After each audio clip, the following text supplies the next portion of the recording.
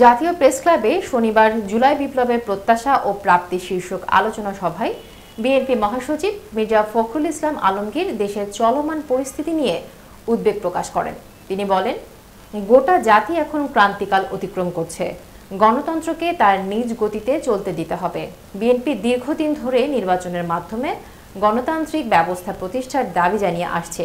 এই প্রেক্ষাপটে মির্জা ফখরুল বলেন, নির্বাচন অনুষ্ঠানকেই অন্তর্বর্তী সরকারের একমাত্র ম্যান্ডেট দাবি করে আসছি আমরা। তিনি আরও বলেন, দেশ বিদেশ থেকে ভাড়া করা লোক দিয়ে রাষ্ট্র পরিচালনা করা যায় না। নির্বাচন না হলে আমি প্রতিনিধি নির্বাচন করব কি করে? প্রতিনিধি নির্বাচিত না হলে সে সংসদে যাবে কি করে? সংসদে না গেলে জনগণের শাসন প্রতিষ্ঠিত হবে কিভাবে? মির্জা ফখরুল শাসন ব্যবস্থায় সরকারের নিরপেক্ষতার অভাবের কথাও তুলে ধরেন এবং বলেন, কয়েকজন ব্যক্তিকে ভাড়া করে এনে কি দেশ চালানো যায় না।